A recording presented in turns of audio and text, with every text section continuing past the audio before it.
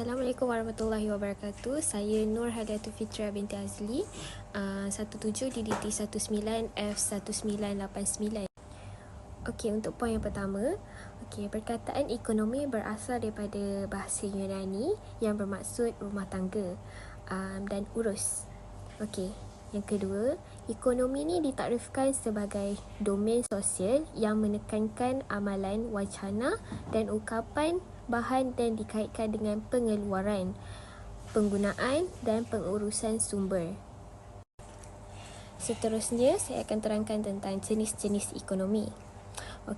Ekonomi berasaskan pasaran dan tempat barang perkhidmatan yang dikeluarkan dan ditukar berdasarkan permintaan dan penawaran antara ejen ekonomi.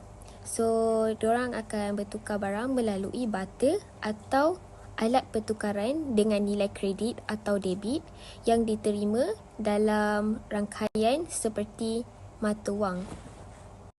Ekonomi berasaskan permintaan ialah tempat di mana pihak kerajaan mengawal secara langsung berada yang dikeluarkan dan cara dijual atau diedarkan. Ekonomi sementara ialah tempat pekerjaan jangka pendek yang ditugaskan atau dipilih melalui platform dalam talian. Seterusnya, ekonomi baru ialah ekosistem di mana muncul dan amalan baru dijelaskan biasanya akibat daripada inovasi teknologi. Seterusnya, saya akan terangkan tentang pasaran. Seperti kita tahu, pasaran ni mempunyai pelbagai sistem, institusi, prosedur, perhubungan sosial dan infrastruktur di mana berlaku jual beli, pertukaran barang dan perkhidmatan yang membentuk sebahagian daripada ekonomi. Antara pasaran adalah yang pertama iaitu pasaran tradisional. Pasaran tradisional adalah lebih dikenali sebagai pasar atau bazar, ialah jenis tempat jual beli terbuka tradisional yang biasanya diadakan di kedai-kedai, pasar atau tempat sementara. Dan sering kali diadakan pada hari tertentu setiap minggu, terutamanya hari Sabtu atau Ahad. Pasar atau yang sama juga, contoh jenis-jenis pasar. Yang pertama adalah pasar pagi, pasar malam, pasar borong dan pasar tani. Pasaran yang kedua adalah pasaran moden. Pasaran moden ni lebih dikenali sebagai pasaran saham. Ialah pasaran umum untuk perdagangan sesebuah saham syarikat dan bentuk terbitan pada satu harga yang dipersetujui. Indeks saham. Pergerakan harga di pasaran atau bahagian dari pasaran dinyatakan dalam indeks harga. Merupakan modal pasaran berpemberat dengan pemberat itu membantui sumbangan saham. Antara strategi yang dibuat dalam pasaran moden ni, pertama adalah penjualan pendek dan yang kedua adalah pembelian batas. Panaja dan Matematik saya iaitu 17 DDT 21 F1087. Hari ini akan bincangkan topik mengenai faktor ekonomi dan pasaran mempengaruhi peminat etika di Malaysia. Jika kita lihat pada hari ini, ekonomi di Malaysia telah banyak mengembang, bahkan kita semakin giat menuju ke arah gaya hidup moden. Faktor ekonomi ini memberikan pengaruh kepada pembinaan etika negara kita. Faktor ekonomi di Malaysia mengikut sejarah dahulu boleh dikategorikan mengikut sektor. Pertama sekali yang saya akan sentuh sedikit berkenaan sejarah ekonomi Malaysia dahulu. Penjajah British bawa masuk buruh India dan majoriti dari mereka dibawa masuk adalah atas dasar untuk bekerja di ladang getah, berpunca kerana kekurangan tenaga buruh untuk mengusahakan ladang getah. Selain itu juga, kaum India ini telah jadikan buruh untuk pembinaan bangunan-bangunan dan jalan-jalan di kawasan negeri-negeri selat. Selain itu pula, bagi bangsa Cina pula mereka telah menumpukan perhatiannya dalam perusahaan biji timah dan perniagaan di bandar-bandar. Manakala orang Melayu cenderung untuk dalam bidang pertanian seperti menanam padi dan mengusahakan ladang kelapa sawit. Ini merupakan antara faktor ekonomi yang mempengaruhi pembentukan etika di negara kita dan membawa kita kepada budaya maju di tanah Melayu, iaitu hasil pertemuan dan pertembungan budaya besar di dunia melahirkan fenomena sosial di alam Melayu. Misalnya seperti yang saya katakan sebelum ini, buruh India dan Cina bawa masuk lalu menembungkan sekali dengan budaya dan adat yang baru. Sejurus itu mewujudkan masyarakat sosial yang berbilang kaum baru di Malaysia. Budaya majmuk ni dia boleh dikategorikan kepada dua jenis, iaitu peradaban majmuk dan masyarakat majmuk. Pertama sekali saya akan upaskan topik peradaban majmuk dahulu. Peradaban itu sendiri kita tahu maknanya iaitu sistem dan tahap perkembangan sosial satu bangsa, misalnya kemajuan sosial dan kebudayaan satu bangsa. Peradaban majmuk itu bercirikan semula jadi, tanpa paksaan dan fleksibel. Dalam kata lain, perkara yang berlaku dengan sendirinya tanpa paksaan antara dua-dua pihak seperti buruh India yang dibawa masuk ke dalam Malaysia adalah tanpa paksaan dan persetujuan mereka sendiri, kerana sosial ekonomi buruh di tanah asal mereka memilihkan berpindah ke sini. Seterusnya pula adalah masyarakat majmuk. Dari segi istilah, masyarakat majmuk ini digunakan untuk merujuk kepada masyarakat pelbagai etnik di tanah Melayu selepas kehadiran penjajah yang bawa masuk pendatang dari China dan India untuk kepentingan ekonomi. Ini bercirikan pemaksaan dan perbezaan. Masyarakat majmuk ini terdiri daripada pelbagai kaum yang mempunyai kebudayaan, agama, bahasa dan adat resam yang tersendiri. Ini yang boleh dikaitkan apabila pihak British memaksa pekerja-pekerja dari negara India dan China untuk datang ke Malaysia dan bekerja di sini. Desakan ini berlaku atas kerana kekurangan tenaga buruh. Maka jelas bahawa faktor ekonomi ini turut menyumbangkan pengaruh ke atas pembentukan etika dan peradaban dalam negara kita. Jelaslah sekali bahawa faktor ekonomi ini memainkan peranan penting dalam sejarah negara kita dan haruslah kita bersama mengekalkan hubungan saudara antara kaum. Walaupun sektor ekonomi membezakan taraf kehidupan sesebuah bangsa pada masa dahulu, kita masih memerlukan antara satu sama lain dalam menstabilkan ekonomi kita. Assalamualaikum warahmatullahi wabarakatuh. Nama saya Farizal Akmal bin Zainal Asikin. Nama wujud saya 17DDT21F1079. Saya ingin menguraikan perkembangan ekonomi perdagangan di Tanah Melayu. Tanah Melayu adalah bercorak pertanian sara diri. Perubahan ekonomi yang pesat telah berlaku di Tanah Melayu pertengahan abad ke-19. Penekanan diberi kepada ekonomi komersial atau perdagangan. Perkembangan dapat dilihat dalam sektor pertanian niaga dan perlombongan. Antara faktor-faktor yang mendorong perubahan corak ekonomi di Tanah Melayu: kemasukan modal asing dan adanya modal tempatan, pelaburan modal dalam sektor perlombongan dan perladangan. Tanaman-tanaman baru diselidik dan diperkenalkan, kaedah pengurusan yang lebih teratur dan berkesan. Kemasukan tenaga buruh secara besar-besaran dari negara China dan India untuk bekerja di lumbung biji timah dan ladang getah. Sistem pengangkutan yang berhubung seperti jalan raya, jalan kereta api dan kapal wap yang pantas dan cekap diperkembangkan. Kestabilan politik serta keamanan di NNM. Hasilnya, kegiatan ekonomi Tanah Melayu dapat dihubungkan dan disepadukan dengan sistem ekonomi antarabangsa. Terdapat beberapa faktor luar yang turut mendorong perubahan corak ekonomi di Tanah Melayu. Antaranya ialah perindustrian di negara-negara barat yang memerlukan bahan mentah diperkembangkan. Pasaran diperlukan oleh negara barat untuk hasil keluaran kilang mereka. Pengeluaran kapal wap telah mengurangkan masa pelayaran. Pada tahun 1869, pembukaan terusan Suez telah memendekkan jarak dan masa pelayaran. Perkembangan ini telah menjadikan Tanah Melayu sebagai tumpuan negara-negara perindustrian yang lain kerana kaya dengan sumber bahan mentah.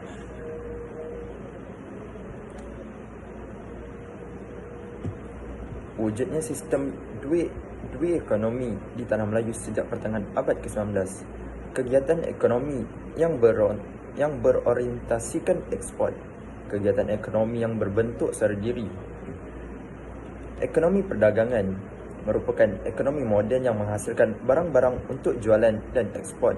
Kegiatan ekonomi perdagangan yang utama ialah perlombongan dan pertanian dagangan. Seterusnya, perlombongan. Sejak zaman Kesultanan Melayu Melaka lagi, perlombongan dijalankan di Tanah Melayu, Sabah dan Sarawak. Antaranya ialah biji timah, emas, arang batu, besi, bauksit, antimoni dan petroleum merupakan bahan galian yang penting. Akhir sekali, perkembangan ekonomi berdasarkan faktor-faktor yang mendorong perubahan corak ekonomi Tanah Melayu. Ekonomi perdagangan merupakan ekonomi moden yang menghasilkan barang-barang bagi jualan dan ekspor di mana kegiatan utama adalah perlombongan. Bahan galian yang penting ialah biji timah, emas, arang batu, biji besi, bauksit, antimoni dan petroleum. Sekian, terima kasih. Assalamualaikum dan selamat sejahtera. Saya Muhammad Amir Farhan dari kelas DDT 1A dan nombor matrik saya 17 DDT 21F1077. Hari ini kita nak membincangkan tentang faktor ekonomi dan pasaran mempengaruhi etika dan peradaban di Malaysia. Ekonomi dan pasaran di Malaysia sering berubah-ubah seiring berjalannya waktu. Hal ini seperti yang dapat kita lihat sebelum terbentuknya negara Malaysia. Tanah Melayu telah menjadi 3 fasa dalam proses kemajuannya. Antara fasa-fasa tersebut adalah Tanah Melayu telah melalui 3 fasa perubahan era, iaitu era pra-kolonial, era kolonial dan era pasca-kolonial. Era pra-kolonial adalah di mana era sebelum kedatangan kuasa barat menjajah di Tanah Melayu, iaitu semasa zaman kegemilangan Selat Melaka. Pada ketika itu, masyarakat Melayu mengamalkan kegiatan ekonomi sara diri paling dasar, iaitu mereka bekerja untuk mendapatkan keperluan seharian mereka dan keluarga dengan cara berdagang. Lebih terutama sekali, Selat Melaka merupakan pelabuhan yang terkenal dengan kedudukannya yang strategik, kekayaan hasil bumi seperti biji timah dan emas. Selain itu, Pelabuhan Melaka juga berada di antara tamadun China dan India. Kegiatan tersebut disebabkan oleh keadaan kehidupan masyarakat yang masih mundur dan tradisional. Pada era kolonial pula, iaitu pada zaman penjajahan kuasa barat berlaku di Tanah Melayu, British dilihat terus menguasai kegiatan ekonomi negeri-negeri di Tanah Melayu dengan pembukaan lombong biji timah dan ladang getah serta kemasukan tenaga buruh secara besar-besaran dari China dan India. Pada akhir abad ke-19, kawalan politik Inggeris telah memberi kesan ke atas kedudukan ekonomi Tanah Melayu. Perjanjian Pangkor 1873 memberi kuasa kepada Inggeris dalam pengutipan hasil undang-undang tanah dan guna tenaga. Perjanjian Inggeris memindahkan imigran-imigran luar terutamanya dari negara China dan India untuk bekerja di Tanah Melayu. Kemasukan buruh asing tersebut adalah satu agenda ekonomi Inggeris bagi mengusahakan lombong-lombong biji timah dan ladang-ladang getah. Keadaan ini dapatlah disifatkan sebagai pengeksploitasian yang dilakukan oleh penjajah Inggeris terhadap tenaga buruh asing serta sumber bumi di Tanah Melayu demi keuntungan revolusi perindustrian Eropah. Selain daripada kemasukan masyarakat China dan India, turut berlaku penghijrahan penduduk Indonesia ke Tanah Melayu. Situasi ini mengubah corak populasi di Tanah Melayu daripada sebuah negara yang didiami oleh masyarakat Melayu kepada pembentukan masyarakat majmuk di Malaysia. Bagi memahami persoalan ini dengan lebih lanjut, penulisan ini akan membicarakan berkenaan beberapa aspek seperti kefahaman terhadap masyarakat majmuk. Proses terbentuknya masyarakat majmuk di Malaysia kesannya perpindahan masyarakat dari luar. Akhir sekali, pada era pasca kolonial adalah pada masa selepas berakhirnya pemerintahan barat sehingga kini. Kerajaan telah menjalankan strategi penyusunan semula masyarakat untuk menyelesaikan kedudukan yang tidak seimbang dari segi penguasaan ekonomi dalam kalangan kaum. Menggalakkan kemajuan ekonomi semua golongan masyarakat agar jurang perbezaan antara masyarakat dapat dihapuskan melalui dasar kerajaan seperti dasar ekonomi baru. Hai, nama saya Siti Zuhara binti Syahruddin, kat matrik 17 DDT 19F1987. Sejarah kedatangan Islam ke Tanah Melayu. Sebelum kedatangan Islam, masyarakat Melayu menganut fahaman animisme. Keadaan ini berubah selepas kedatangan Islam yang membawa konsep tauhid dengan menafikan kewujudan Tuhan yang banyak. Bermula dengan konsep keesaan Tuhan dan ibadat yang luas, Islam telah berjaya menarik minat masyarakat tempatan. Sejak kedatangan Islam, kehidupan harian masyarakat Melayu dan adat istiadat tertentu yang didapati bertentangan dengan akidah ditinggalkan secara beransur-ansur. Kedatangan Islam ke Tanah Melayu dipercayai bermula pada abad ke-7 Masihi. Islam semakin berkembang pesat berikutan dengan kemunculan beberapa buah kerajaan Islam di pasar dan pelat di persekitaran Selat Melaka pada abad ke-13 Masihi. Pada tahun 1292, semasa Marco Polo dan perjalanan pulang dari China, beliau telah melawat Sumatera, Perlat ialah pelabuhan pertama yang disinggahinya. Ibnu Battuta, pengembara Arab yang singgah sebanyak 2 kali di samudra semasa dalam perjalanan pergi dan balik dari negeri China antara tahun 1345 hingga 1346, menyatakan bahawa Raja Samudra ketika itu telah memeluk Islam dan mengamalkan mazhab Syafi'i. Islam telah berkembang pesat sehingga menjadi agama yang dianuti oleh sebahagian penduduk di Kepulauan Melayu. Dari sudut sejarahnya, selepas kedatangan Islam dan pembentukan kerajaan Melaka yang bercorak keislaman, kita dapati proses Islamisasi di bidang undang-undang sosial budaya politik berterusan berlaku. Dalam bidang undang-undang dimulai dengan Undang-Undang Kanun Melaka dan Kanun Laut Melaka, diikuti pula dengan Kanun Pahang dan seterusnya Kanun Kota Setar dan lain-lain. Perlembagaan Terengganu dan Perlembagaan Negeri Johor, perubahan dalam bidang sosial budaya juga berlaku di mana orang Melayu telah menghayati nilai-nilai akhlak Islam dalam kehidupan yang terangkum dalam adab-adab kehidupan mereka, seperti adab berpakaian, adab berbahasa, adab berjiran dan sebagainya. Dalam bidang politik, pemerintah dianggap sebagai pemerintah di mana kekuasaan politik merupakan satu amanah Allah dan para pemimpin diminta bertindak mengikut lunas-lunas yang digariskan oleh Islam. Penghayatan Islam berterusan di zaman penjajahan.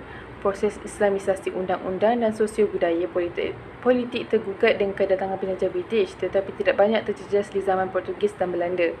Di zaman penjajah British, perangan undang-undang Islam diperkecilkan, bidang pelaksanaannya dan golongan yang terlibat dengan undang-undang Islam iaitu hanya untuk orang Islam dan bidangnya hanya undang-undang diri dan keluarga. Pendidikan agama, kehidupan keagamaan dan kehidupan individu dan keluarga serta masyarakat masih diberi ruang untuk dihayati dan tidak diganggu. Perkembangan Islam dan penghayatannya masih dapat dipertahankan. Penghayatan Islam di zaman kemerdekaan. Kemerdekaan Malaysia yang dicapai pada 31 Ogos 1957 adalah usaha daripada UMNO yang dipimpin oleh Tunku Abdul Rahman. UMNO cuba menunjukkan kekuatan kepada pihak berkuasa British dengan menggabung parti China dan parti India dalam gagasan perikatan dengan mengekalkan identiti parti masing-masing dalam perkara-perkara tertentu. Didapati persyarikatan kuasa politik berlaku antara etnik China, India dan Melayu. Walau bagaimanapun, UMNO masih merupakan kuasa politik dominan dalam pemerintahan. Sejak daripada tahun 1957 sehingga kini, kedominan parti UMNO dapat dipertahankan dalam menguasai pemerintahan negara. Undang-undang yang agak ketara pencegahannya adalah di bidang jenayah hudud. Muamalat hanya unsur yang ketara bercanggah dengan Islam, tetapi dalam bahagian lain tidak banyak pencegahan.